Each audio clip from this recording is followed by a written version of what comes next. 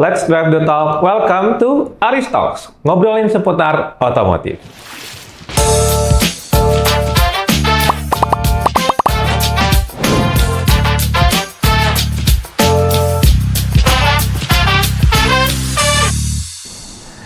Halo Sobat Arista, selamat datang di segmen terbaru kita yaitu Aris Talks, podcast untuk kita ngobrolin seputar otomotif. Ini adalah segmen terbaru di channel YouTube-nya Arista Group. Perkenalkan, saya Rizky Rizaldinur, bisa dipanggil Rizky, yang akan menjadi host di podcast acara ini. Nah, di podcast ini kita bakal bahas tentang hal-hal menarik di dunia otomotif. Nah, hari ini kita akan membahas sesuatu yang penting nih Sobat Arista. Apa? Itu hal yang berkaitan dengan mobil listrik. Ada yang tahu? Yaitu terkait pengecasan. Kenapa kita bahas seperti ini? Karena Sobat Arista, coba deh lihat. Dunia otomotif sekarang tuh sedang berubah dari mobil bensin ke mobil listrik. Semakin banyak mobil listrik, terutama di Indonesia ya Sobat Arista, itu akan semakin butuh yang namanya pengecasan. Karena mobil listrik menggunakan listrik perlu dicas. Disinilah peran Arista Power mulai masuk. Karena Arista Power ini adalah sebuah langkah besar dari Arista Group untuk memastikan ekosistem pengecasan mobil listrik di Indonesia itu kuat dan juga merata. Kita ngomongin ini nggak bisa sendiri, karena hari ini kita kedatangan oleh sosok yang penting di belakangnya Arista Power. Beliau adalah seorang Technical Director dari Arista Power. Mari aja langsung kita sambut Bapak Taufik S. Arif. Selamat pagi Bapak. Selamat pagi Mbak Rizky. Gimana Pak kabarnya Pak? Alhamdulillah. Sehat ya. Sehat, alhamdulillah. Terima kasih Bapak udah datang ke segmen kita mengenai SPKLU nih Pak, terutama soal Arista Power. Tapi sebelum kita masuk ke materi Arista Power Pak, saya mau kenalan dulu nih Pak, terutama buat audiens kita ya. Mungkin yang belum kenal nih sama Bapak Taufik itu siapa? Mungkin bisa diceritain Pak mengenai sejarah karir Bapak bisa sampai di sini tuh gimana Pak? Oke, terima kasih Mas Rizky. Terima kasih juga buat sobat-sobat Arista ya yang sudah hadir dan ngikutin lah gitu ya apa yang tadi disampaikan oleh Mas Rizky. Jadi kalau dari sisi perkenalan ya sebetulnya gimana ya Mas? Saya sebetulnya mungkin hampir semua seluruh karir saya itu di otomotif. Full dari awal Pak? Dari awal. Oh, oke. Dari awal. Sempat hanya 1-2 tahun itu di telekomunikasi gitu kan ya. Nah, cuman sehabis itu saya ngambil program master di Prasetya Mulia. Nah, terus kemudian habis itu langsung ke otomotif. Oke. Nah, di otomotif itu saya mulai di Ford. Sebelum di Ford di ini General Motors. GM, oke. GM dulu waktu zaman masih General Motors Buana tuh di Pondok Ungu ya. Nah, habis dari General Motor sampai terakhir ada branding dari perubahan branding dari Opel ke Chevrolet gitu ya. Nah, kira-kira 2002 habis selesai itu saya masuk ke Ford ya, Ford Motor Company. Ya, saat itu 2002 Ford juga baru masuk di Indonesia. Jadi kita ya generasi awal lah gitu ya di Ford. Ya sampai terakhir di Ford itu 2016. Nah 2016 dari Ford saya masuk ke SGMW. SAIC General Motors Wuling, yaitu kebetulan juga 2017 itu pertama beroperasi di Indonesia. Jadi waktu itu saya alhamdulillah kebagian kesempatan untuk bisa memulai dari nol ya, men-setup dari nol untuk proses after sales service-nya di Wuling ya. Apakah itu termasuk juga spare part, technical team dan lain-lain. Sempat sehabis dari Wuling tahun 2022 itu setahun saya pegang operation-nya untuk kebetulan kami ada satu perusahaan, saya join di satu perusahaan yang menjadi regional distributornya untuk salah satu produk EV dari Cina waktu itu namanya Webmaster. Nah dari itu saya gabung di Arista nih, masuk gitu Arista, ya, kira-kira 2023 di bulan Oktober gitu ya. Nah 2023 Oktober kita lihat ada satu challenge ya yang saya pikir ini visinya Pak Hartono sangat bagus gitu ya untuk bisa menjadi pionir untuk masuk ke industri otomotif tapi yang untuk elektrik gitu ya. Gitu. Jadi saya pikir ini satu challenge yang benar-benar real dan akhirnya ya kita join lah di sini di Arista ya sebagai salah satu tim dari direksi Arista untuk kira-kira itu. Oke, menarik banget ya Sobat Arista ya. Mulai dari GM loh ya, udah lama banget itu Pak sebenarnya Lama tuh. banget. Iya makanya. Wah, 25 tahun lebih. iya 25 tahun lebih itu. Wah, keren sekali ya bahasanya ya. Iya. Ternyata Pak Taufik ini tuh Iya. punya sejarah otomotif tuh udah lama banget. Bahkan dari brand-brand yang bukan hanya Jepang ya, Iya. Amerika, GM, Ford, juga Iya. China, dan sekarang masuk ke bagian dealer ya bagian Pak. Iya. Oke, menarik banget Pak. Thank you Pak udah Iya. sharing nih Pak. Pastinya teman-teman merasa wah hebat banget ya menjadi technical director terutama bagian dari Arista Power sekarang. Nah, langsung Pak kita ke bahasan. Jadi tuh Baik. Arista Power Pak, kan kalau yang kita tahu SPKLU ada banyak. Nah, Arista Power ini itu apa Pak kalau boleh? Oke, jadi Arista Power itu adalah bagian dari Arista Group Indonesia, gitu ya.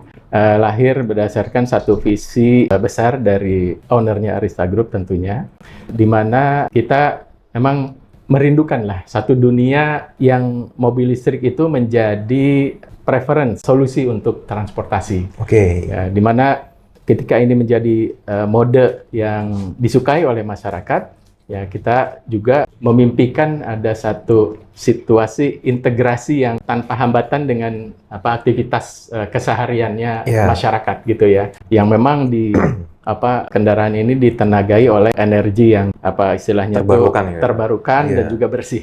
Ya, kira-kira itu berangkat dari visi itu. Nah, terus kemudian apa yang harus kita lakukan untuk mencapai visi itu, ya misi kita di Arista Power ini justru bagaimana mengakselerate itu, gitu. Mengakselerate adopsi dari kendaraan listrik ini dengan cara bagaimana kita membangun ekosistem mobil listriknya. Jadi agar ekosistem ini bisa komprehensif, aksesibel, ya, terus kemudian sustain, gitu ya. Nah, ketika kita sustainable, jadi berkelanjutan terus, gitu ya.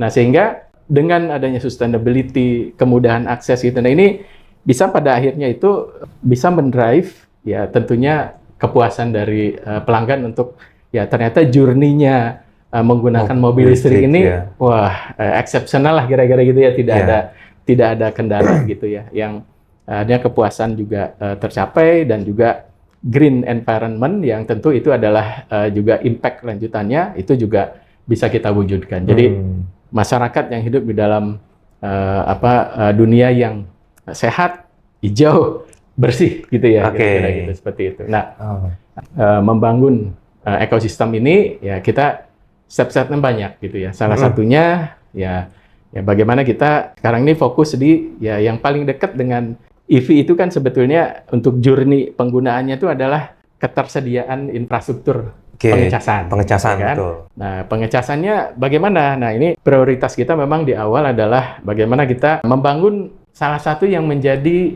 item yang membuat pelanggan itu memutuskan untuk beli atau tidak.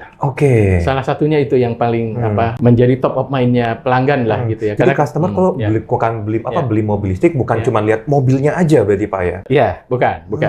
Karena ya kita tahulah, khusus misalnya kita kalau Lebaran perjalanan pulang kampung bisa berjam-jam, bisa bahkan ada 20 jam, artinya jauh ya pulang. Ya kan?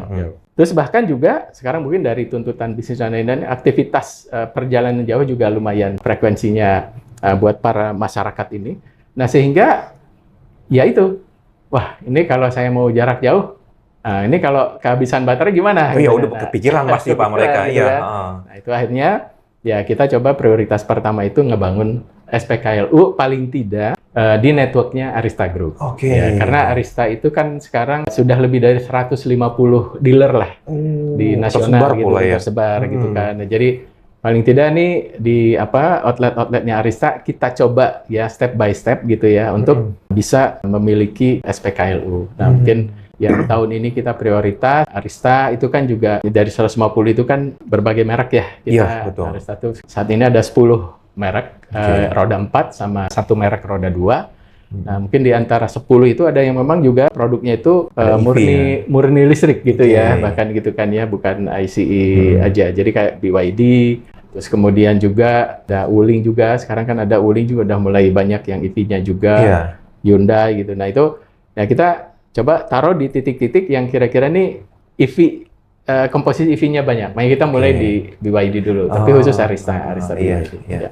Oke. Jadi Arista Power tuh lebih ke ekosistem pengecasannya, Pak ya? Ya, betul. Oh, oke. Kalau berarti kan dia ekosistem pengecasan. Kalau yang kita tahu mungkin pengecasan SPKLU ya, Pak ya. Nah, tapi selain itu produk dari Arista Power tuh apa aja, Pak, selain SPKLU yang tadi Ya, Bapak bilang? betul. Jadi kalau bicara ekosistemnya mobil listrik memang banyak, tapi yang sekarang paling berperan itu adalah ekosistemnya itu adalah pengecasan. Jadi kalau kita bicara SPKLU itu kan, Mas Riki tahu nggak singkatan dari apa SPKLU? Itu tadi, Pak, stasiun pengisian kendaraan listrik umum. Nah, sekarang udah lancar. Iya, mungkin banyak yang belum tahu SPKLU itu apa gitu ya. SPBU pun juga B-nya masih lupa-lupa tuh, Pak. Iya, itu udah bensin padahal. Ini SPKLU baru loh juga. Iya, betul. Jadi itu stasiun pengisian untuk umum. Iya. Kita mulai bangun itu, nanti mungkin kita bisa bahas juga kecepatannya atau kapasitasnya gitu ya. Tapi di luar itu ekosistem yang kita bangun juga adalah bagaimana kita menciptakan turut serta lah gitu ya, turut serta dengan teman-teman yang lain juga gitu yang memang berkecimpung di bisnis ini, plus juga bekerjasama dengan para stakeholders gitu. Juga kita memberikan layanan untuk home charging. Oh, home charging juga ada? Kalau di rumah ya. Karena artinya dua hal ini kan titik yang paling mungkin para pelanggan penting buat jalanin mereka, ya. Jadi pada saat misalnya di rumah mungkin tidak perlu ultra fast charger, cukup dengan yang slow charger karena mungkin sambil istirahat bisa ngecas di rumah. Tapi pada saat mungkin nanti ya butuh perjalanan jauh atau juga mungkin untuk mobilitas di Jakarta gitu, kayak ini beberapa kan banyak juga pelanggan kita itu yang ini ya taksi online kan. Itu juga kan mobilitasnya tinggi banget. Oh iya, gitu pasti mereka jalan kemana-mana. Ngecas lebih cepat gitu kan. Nah itu makanya perlu SPKLU seperti itu. Jadi kita fokus di dua itu saat ini. Memang ke depan kita bisa bicara juga dengan bagaimana kita mengadopsi solar panel gitu kan. Menarik tuh, Pak. Tapi itu mungkin teknologi nanti kita lihat ke depan sebenarnya kan ada faktor regulasi dan lain-lain. Tapi sekarang yang sangat dibutuhkan oleh pelanggan adalah ya bagaimana pelanggan itu bisa melakukan pengecasan apakah di rumah ataupun di tempat umum dengan istilahnya dengan mudah, tanpa khawatir lah, dengan mudah kira-kira gitu. Gitu. Berarti fokusnya di pengecasan di SPKLU dan home charging, Pak ya. Kalau SPKLU berarti kan umum nih, Pak. Nah itu dia udah tersebar di mana aja, Pak, kalau SPKLU Arista Power? Ya tersebar di Jabodetabek, ya bahkan di Bogor sudah ada juga. Terus kemudian di kota-kota provinsi. Mulai dari Bandung, terus kemudian Semarang, Jogja, Surabaya, di Sumateranya mulai dari Medan, kemudian Pekanbaru, Palembang, Lampung sudah ada tuh, gitu kan jalurnya. Terus kemudian bahkan di Kalimantan kita udah ada di Pontianak juga. Pontianak ya. Nah beberapa ibu kota provinsi sedang dalam proses juga ya kita harapkan paling tidak di 3 pulau utama ini ya termasuk nanti Denpasar juga kita rencananya. Nah itu ya di kuartal 1 atau kuartal 2 tahun depan udah bisa tersedia semua gitu di situ. Udah banyak, Bay? Sudah banyak. Berarti satu tempat itu bisa ada beberapa mesin casan, Pak? Betul. Ya. Sekarang yang paling banyak itu kita sebut charging hub ya, itu ada di BSD. Di BSD itu multi-pile. Itu di Denza BSD. Kemudian kalau di BSD itu ada 2 dealer, Denza sama BYD itu di satu lokasi yang sama. Di areanya Denza kita punya 6 mesin. 6 mesin, Pak? 6 mesin dengan output rate 180 kW per mesinnya. Gede banget itu, Pak? Lumayan. Iya. Jadi itu 6 mesin, dua nozzle. Nah, kalau dipakai bersamaan ini setiap nozzle bisa ngeluarin 90 kW. Gitu. Oh, jadi satu mesin ada 2 colokan. 2 colokan. Betul. Jadi kalau misalnya dipakai 1 colokan ya keluarnya full tadi. 80. Kalau yang ini ya kira-kira itu bagi jadi 2 ya. Misalnya dipakainya 2 colokan berbarengan kebagi 2. Bagi 2. Betul. Dan ini lebih disukain seperti tadi oleh para konsumen kita yang memang menghendaki kecepatan. Karena rata-rata kalau saya lihat memang ini kecepatan tuh jadi salah satu yang sangat penting ya buat para konsumen ini. Karena bayangin tadi kalau misalnya untuk ngecas kita butuh ngecas misalnya 50 kWh misalnya gitu ya.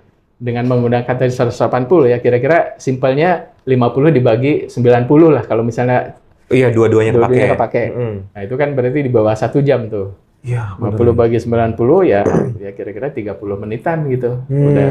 Udah kepenuhin gitu ya apa yang dia mau isi gitu. Oh, karena menarik sih Pak, karena kan pasti banyak ya orang-orang yang masuk ke mobil listrik gitu ya, yang dimana mereka sebelumnya udah kebiasa ngisi bensin cepet. Pastinya pada saat masuk ke listrik, ngecas. Nah itu pada ngerasa lama ngecasnya. Nah, makanya menarik juga sih karena 180 kW itu gede banget Pak dan cepet itu ya. Akhirnya matahin stigmanya ngecas itu lama berarti Pak ya. Betul. Oke. Jadi di BSD itu di Denza ya kita ada 6 mesin semuanya 180. Nah, di BYD-nya juga sebelahnya kita sudah ada charger yang memang dari setahun lalu kita di stage pertama kita udah pasang itu di 60 kilowatt ya. Tapi artinya ya buat para pelanggan jangan khawatir kalau misalnya perlu pengecasan umum dan relatif cepat ya, bisa mulai dari 60 bahkan sampai ke ultra fast tadi ultra fast charging gitu. Bapak bahas soal ultra fast charging. Nah, itu kan ya kalau di bahasa Indonesia berarti kan pengecasan yang super cepat lah, ultra cepat. Nah, itu bedanya kita ultra fast charging Arista Power sama SPKLO yang lain itu apa, Pak? Ya sebetulnya sih dengan yang lain juga bisa aja sama gitu ya. Itu tergantung dari tadi output rate-nya, mesin yang dipasang di situnya.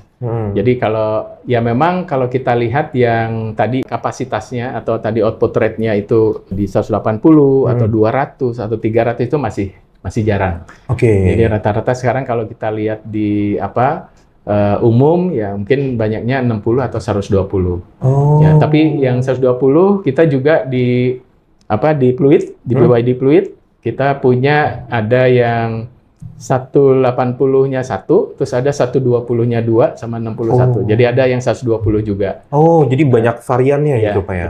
Betul. Kita memberikan ini juga sih ya opsi lah karena kan ada mungkin beberapa customer ya oke lah saya mungkin tidak harus diburu-buru misalnya gitu ya karena kan juga ya beberapa pelanggan kan sebetulnya bisa juga kan sambil nunggu di showroom atau apa gitu kan ya sambil ngecas gitu, tapi ada juga yang memang betul-betul mobilitasnya itu sangat tinggi sehingga perlu cepat gitu kan, jadi kita kasih opsi itu. Tapi kalau saya lihat sih rata-rata sekarang mungkin kita akan trennya termasuk di Bogor, di Medan itu kita udah mulai pasang yang 120-an. Jadi di Bogor tuh 120. Jadi relatif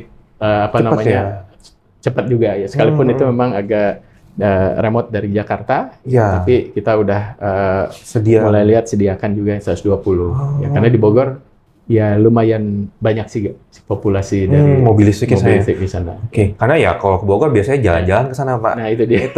Apalagi sekarang mobil listrik makin banyak, jalan-jalan juga. Bogor kan ya identiknya tanjakan tuh Pak. Mobil listrik lewat itu tuh wah enak banget itu Pak pastinya. Kan torsi gede mereka ya. Nah, ultra fast charging itu yang mana Pak? 180, 120 atau yang mana Pak? Ya, sebetulnya gini, kalau ngelihat dari terminologinya dari Kementerian SDM, ya memang sebetulnya kalau yang disebut ultra fast itu di atas 50 kW. Di atas 50 kW. Jadi kalau kita bicara 60, ya itu sebenarnya udah masuk gitu kategorinya. Cuman kan mungkin itu masih entry level lah, ultra fast-nya gitu kan ya. Nah, tapi kalau 180 ya itu udah benar-benar terasa gitu ya. Karena mungkin pelanggan juga makin ke sini, saya pikir sih trennya kan pelanggan akan ngelihat berdasarkan nanti di market itu tersedianya seperti apa. Jadi kalau mungkin tahun lalu yang ultra fast tadi belum begitu banyak, 60 udah cukup tuh sebetulnya. Waktu dulu gitu ya. Tahun lalu atau apa gitu kan, atau 2 tahun lalu gitu. Tapi sekarang ya ketika yang 120 udah banyak, 180 juga makin banyak, bahkan mungkin ya tergantung dari nanti kendaraan. Kan setiap kendaraan punya ini, penerimaan listriknya nggak bisa gede-gede itu Pak ya? Nah, itu emang ada beberapa juga ada ininya, ada batasannya gitu. Jadi ada berapa yang memang bisa masuk 200 daya yang masuk bisa diserap. Tapi ada juga yang hanya misalnya 150. Bahkan ada yang ya sesuai dengan kapasitas baterainya. Misalnya ada 80 atau juga 60 gitu ya. Sesuai dengan spek dari kendaraan. Berarti nggak bisa semua mobil tuh pakai 180 full itu Pak? Itu tadi kembali ke spesifikasi kendaraannya. Oke. Nah, mungkin tadi kalau misalnya ada contoh misalnya Denza gitu ya. Denza itu bisa nyerap sampai 150 untuk 150. ininya pengecasan cepatnya. Oke. Jadi kalau misalnya kita kasih 90 ya oke, semuanya masuk. Bahkan tapi ketika misalnya Denza ini pakai satu gitu ya, satu colokan. Nah, itu kan berarti misalnya 180. Nah, artinya 150 udah masuk semua tuh, bisa lebih cepat lagi gitu. Tapi kalau misalnya ada model yang lain misalnya ya dia cuman bisa nyerap katakanlah misalnya 80 lah misalnya gitu. Ya dikasih 90 ya 80 juga masuknya. Jadi mungkin bisa enggak setengah jam tuh misalnya gitu. Agak lebih. Berarti ibaratnya ya, kita ngecas pakai yang 180. Mobil ini tuh batasannya bisa nerima cuman 90, ya udah setengah dari 180 yang masuk itu ya. Oke. Berarti kalau misalnya punya mobil yang nggak bisa, bukan nggak bisa ya, emang nggak bisa masuk fast charging gede, nggak perlu dimasukin ke situ gitu, yang 60 cukup sebenarnya. Cukup, sebetulnya itu. Oke. Menarik. Kenapa tadi ada beberapa ya udah ada beberapa varian lah gitu ya, 60 juga is okay juga sebetulnya gitu. Oke, nah lanjut Pak terkait yang SPKLU 180. Itu tuh dia cara kerjanya gimana Pak? Kok bisa sampai ngeluarin listrik segede itu? Itu colokannya.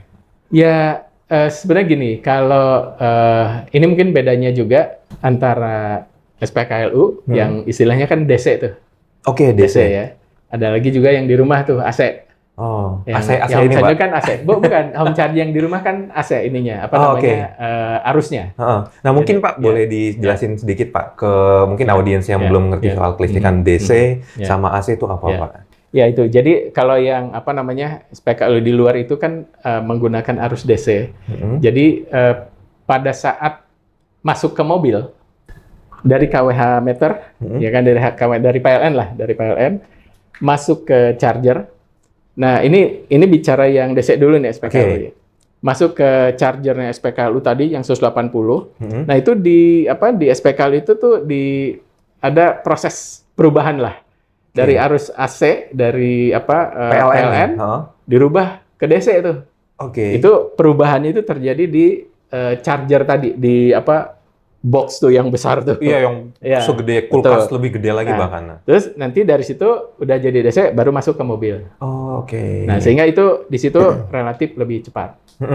Nah, tapi kalau yang tadi di rumah itu kan langsung dari ini kan, tidak ada proses, nggak ada mesin dulu yang besar begini. Kecil mereka. Kecil kan. Nah, itu arus AC itu langsung masuk ke mobil. Nah, baru proses pengubahannya itu dari AC ke DC-nya terjadi di dalam mobil, nanti baru masuk ke baterai.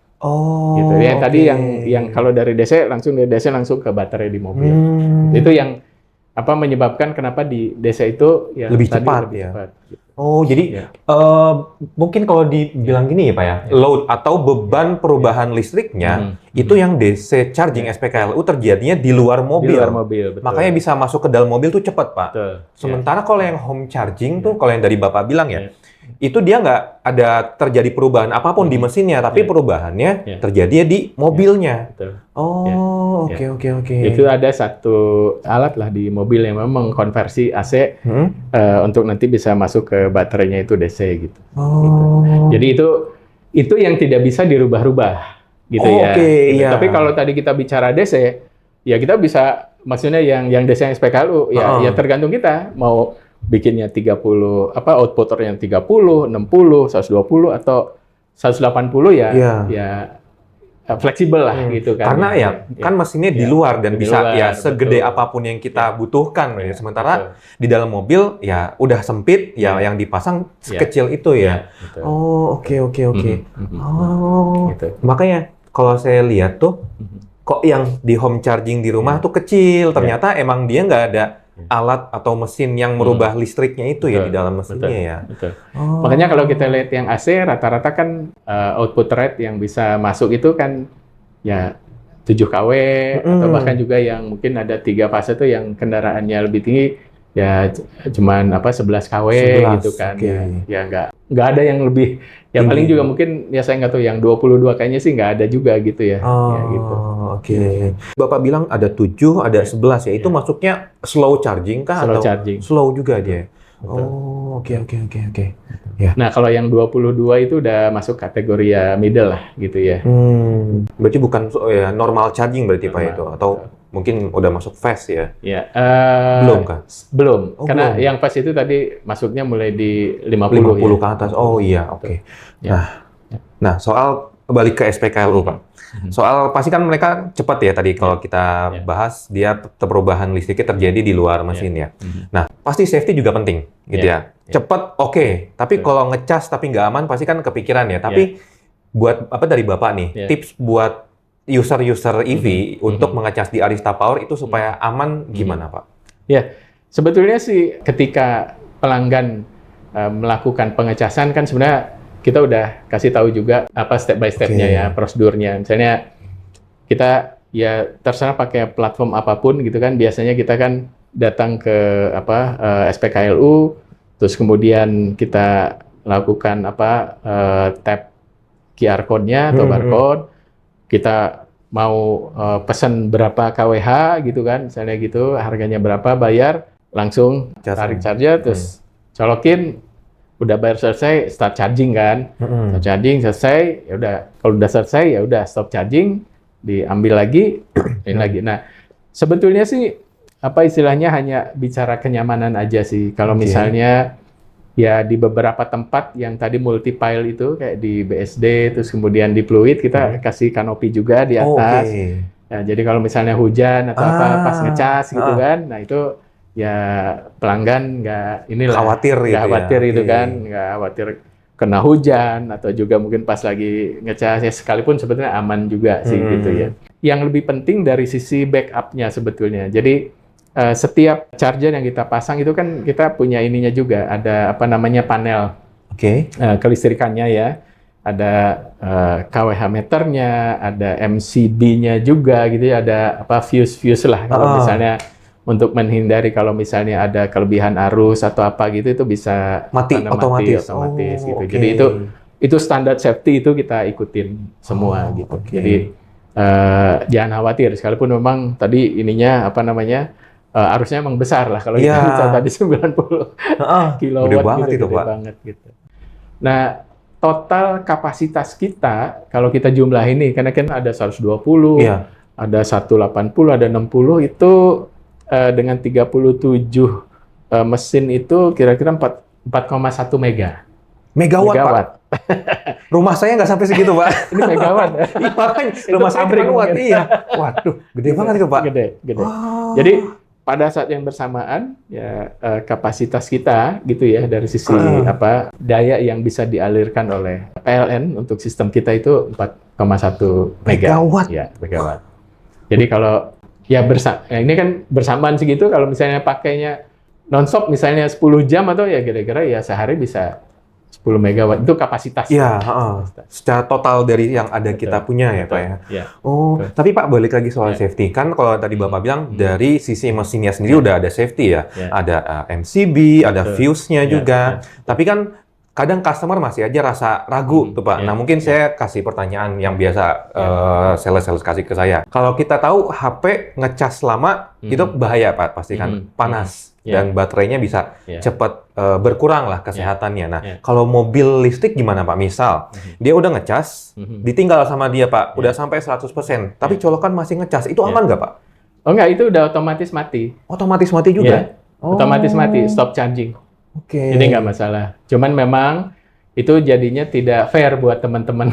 Oh ya karena yang lain nunggu gitu ya. Oh oke. Teman yang antri gitu. Jadi ya artinya mungkin ini dibutuhkan juga kesadaran dari kita lah sesama pengguna gitu ya. Karena di beberapa tempat itu antriannya cukup panjang gitu. Jadi kita harapkan apalagi kalau misalnya untuk yang ultrafast diharapkan sih tidak ditinggal ya, karena kan tadi hanya misalnya 20 menit, 30 menit gitu. Ya sebaiknya sih ditungguin. Ditunggu, Dan tidak ada masalah juga kalau misalnya pelanggan mau nunggu di dalam mobil juga oke. Oh, aman berarti Pak ya? Oh, oke. Nah, itu satu pertanyaan Pak. Biasa mereka nunggu ditinggal gitu ngecasnya. Satu lagi, kan ada beberapa SPKLU yang tadi Bapak bilang ada atapnya, kanopi gitu ya untuk menjaga dari hujan. Nah, Berarti ada juga yang enggak nih Pak. Ya. Misalnya Ya. kita lagi ngecas, tiba-tiba turun hujan, itu Ya. aman nggak Pak? Aman. Aman. Oke. Ya. Jadi misalnya ibaratnya ada customer EV, dia udah ngecas nih, tapi kering. Ya, betul. Tiba-tiba di setengah Ya. perjalanan Ya. mengecas itu hujan. Ya. Berarti itu aman aja Pak ya? Oh, oke. Baterainya nggak akan panas Pak? Karena Panas kan gimana? gede banget tuh, 180 kilowatt. Ya. Itu apakah dengan listrik segede itu baterai nggak akan panas? Ya itu kan sesuai dengan kapasitas. Oh. Nah, jadi gini, mungkin ini juga perlu diinfo juga. Boleh jadi nih kalau kita ngecas pun kan sebetulnya pada persentase pengisian sekian persen cepat, tapi mungkin mendekati ke 100% kan lambat. Oh. Nah, jadi ngisi baterai mobil listrik juga begitu. Sampai 80% tuh cepat, misalnya gitu ya. Daya masuk misalnya tadi 60 gitu ya. Itu ya sesuai dengan ininya 60. Tapi pada saat misalnya udah lewat 80%, itu mulai melambat. Oh. Mulai melambat. Turun dia kecepatannya, Pak? Turun. Ya, jadi daya masuk juga agak ya berkurang gitu kan ya. Nah, ini yang mungkin yang tadi saya sampaikan, simply sebenarnya kayak menghitung berapa sih estimasi selesainya pengecasan. Itu kan simply kayak tadi, oke, kita mau ngisi tadi 50, tinggal diisi, oke, output rate-nya 60, misalnya kita kira-kira jadinya berapa menit gitu kan, misalnya 50 per 60 tadi. Nah, atau 50 per 90 ya kalau tadi. Nah, tapi ini jangan lupa juga ada faktor tadi. Ya, kalau misalnya sampai 80% mungkin full bisa tuh, full speed, artinya ya. 50 per 90 gitu kan. Tapi ketika misalnya udah lewat 80 itu agak melambat. Nah, itu yang mungkin secara aktualnya bisa agak lebih lama. Gitu ya, dari hitung-hitungan tadi gitu ya. Gitu. Karena tadi kan buat estimasi aja. Kenapa? Karena ketika 80 itu kan sebetulnya apa ya, kayak ini baterai istilahnya kayak pori-pori lah gitu ya, pori-pori sel gitu kan di baterai itu seolah kayak udah terisi. Oke. Nah, pada saat sudah 80% itu kadang udah mulai padat tuh keisinya gitu. Oh. Nah, sehingga ya ketika ada tambahan tuh kayak nyari-nyari lagi mana nih lokasi yang belum terisi, nah kira-kira gitu. Nah, itu yang bikin apa istilahnya itu lama. Makanya memang mungkin disarankan juga kalau misalnya memang ya kebutuhannya tidak terlalu urgent harus 100%, ya sebetulnya di 80% udah cukup gitu. Dan mungkin itu juga dari sisi timing dan lain-lain lebih ini ya. Jadi nggak apa istilahnya tuh ya waktunya bisa lebih cepat gitu. Oh, oke. Gitu, Mas Rizky. Berarti menyesuaikan kapasitas baterainya udah sampai berapa persen berarti, Pak? Betul, ya. Kan selalu kelihatan kan sebetulnya. Berapa persen yang udah terisi itu kan kelihatan tuh sebetulnya. Nah, kalau dilihat nih Pak, dari sisi pengguna EV ini, pasti kan mereka udah ngelihat makin banyak nih SPKLU. Apakah banyak nih, karena dengan banyaknya SPKLU ini, apakah banyak masyarakat yang tertarik masuk ke mobil listrik, Pak? Ya, saya sih ngelihat seperti itu ya. Oke. Jadi karena memang ini adalah salah satu pain point ya, mungkin untuk bagaimana journey dari para pengguna EV ini. Gitu. Ya dengan plus minus gitu ya, antara SPKLU dengan home charging gitu kan ya. Nah, saya pikir tetap kebutuhannya gitu ya untuk melakukan pengecasan di luar juga tetap tinggi gitu. Jadi terutama untuk tadi mobilitas di luar. Jadi kalau saya lihat ya apalagi kalau misalnya home charging journey pemasangannya menjadi semakin pendek gitu kan. Terus kemudian di luar juga tersedia SPKLU, ya itu tentu akan memberikan tadi tidak adanya rasa khawatir lah, confident gitu ya, confidence gitu untuk beli. Itu saya sih yakin sekali itu berpengaruh, terutama mungkin kalau bicara tahun lalu ya, itu kan juga belum banyak ya sebelum kita mengeluarkan yang mobil listrik kan sebetulnya mulai kelihatan boomingnya tahun kemarin kan ya, ya dengan ada BYD gitu kan. Tapi siapa yang membeli mobil listrik tahun kemarin kan rata-rata sebetulnya pengguna baru. Ya, banyak artinya, yang baru. Istilahnya first buyer untuk mobil listrik gitu. Artinya dia harus benar-benar dipikirkan, kenapa saya harus beli mobil listrik gitu. Nah, sehingga ketersediaan SPKLU itu betul-betul sangat membantu untuk bisa dia mengambil keputusan gitu. Oke. Ya ternyata nggak masalah nih kalau saya punya mobil listrik gitu kan, karena tadi pengecasannya udah banyak. juga banyak gitu. Apalagi ya sekarang mungkin dari setahun gitu ya, itu pengalaman para pelanggan EV juga mungkin sekarang udah mulai ya banyak sharing pengalaman, tidak ada masalah pengecasan, mungkin itu jadi menarik yang para pelanggan baru-baru yang baru-baru lagi mungkin gitu kan ya. Karena kalau kita lihat mobil listrik itu ya penjualannya juga lumayan tinggi ya. Bahkan saya dengar ya ada salah satu brand mobil listrik Cina sekarang udah masuk di top 3 malah di Indonesia ini di bulan kemarin gitu. Bahkan ngalahin brand Jepang ya, kalau bisa dibilang ya. Itu ya, tapi nanti kita lihat lah mungkin nantinya perkembangannya ya sepertinya cukup positif gitu kan. Yang tadi Mas Rifki bilang ada transisi ke listrik gitu. Iya. Berarti kalau diambil Pak konsepnya masih banyak orang yang stay di ICE karena persediaan SPBU banyak. Dan itu pun juga bisa dipakai gitu ya di mobil listrik EV gitu ya. Semakin banyak SPKLU, semakin banyak juga yang tertarik ke EV gitu berarti Pak ya. Oh, oke. Nah, tapi kalau Bapak bilang tadi ada 37 Pak ya. Charging pile-nya di yang punya Arista Power. Pernah nggak sih Pak ada kendala gitu waktu mungkin pemasangan atau pengecasan dan gimana cara Arista Power tuh nge-handle itu Pak? Ini juga ya saya juga terima kasih ke PLN ya, PLN dan juga Haleora Power gitu ya. Itu ketika memang kita di awal ya kita juga berkolaborasi dengan PLN gitu ya untuk ngebangun itu. Jadi artinya ya sebagai pemain baru saat itu ya kita juga harus bisa memastikan dalam waktu yang cepat bisa membangun itu tempat yang reliable, ya safety-nya oke, dan lain-lainnya semua berjalan dengan baik.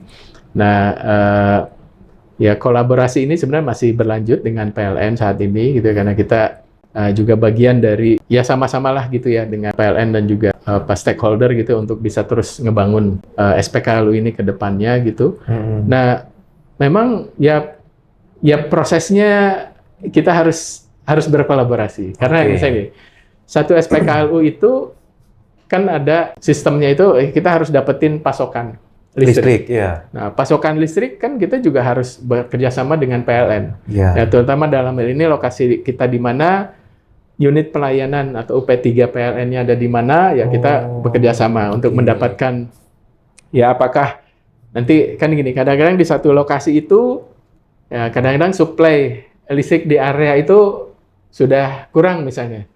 Kalau kita tambah ngambil lagi dari gardu atau sumber atau trafo yang ada di situ misalnya udah kelebihan, nah akhirnya kita harus overload, kita harus bikin gardu. Jadi kayak beberapa kayak misalnya seperti di Densa lah. Densa juga akhirnya kita bangun gardu tuh kan, ada gardu 2. Terus kemudian juga di beberapa tempat ya termasuk di Pluit juga bangun gardu, di Sunter bangun gardu.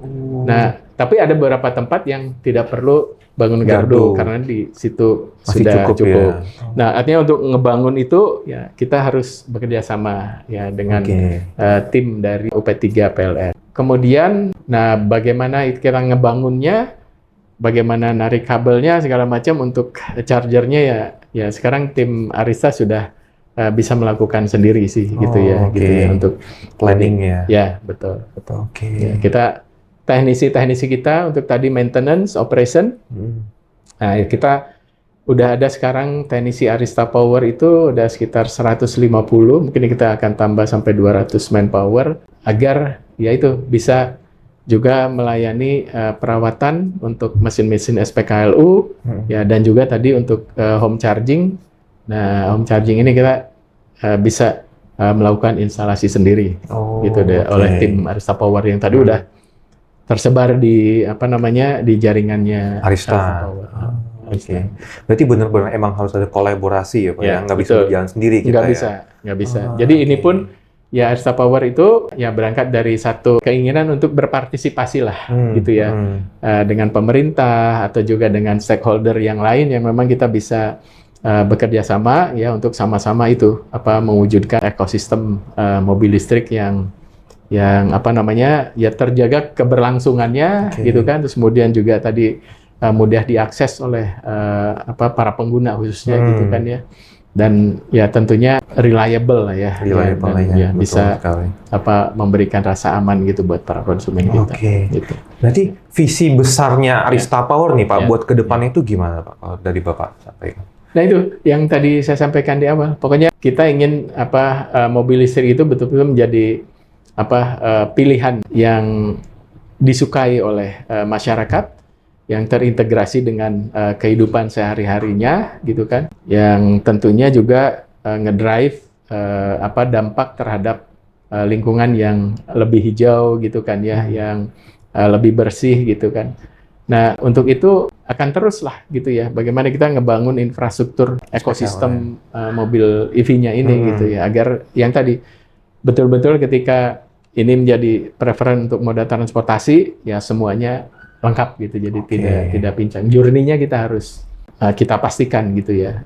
Journey dari sejak beli, experience pakai gitu kan, tersedia semuanya. Terus nanti untuk servis juga bisa balik lagi ke dealer. Jadi semua siklus itu ya kita harapkan sih Arysta punya kontribusi di situ gitu kan. Bisa ngontrol itu sehingga ya memastikan journey-nya pelanggan itu bisa terpenuhi dengan baik.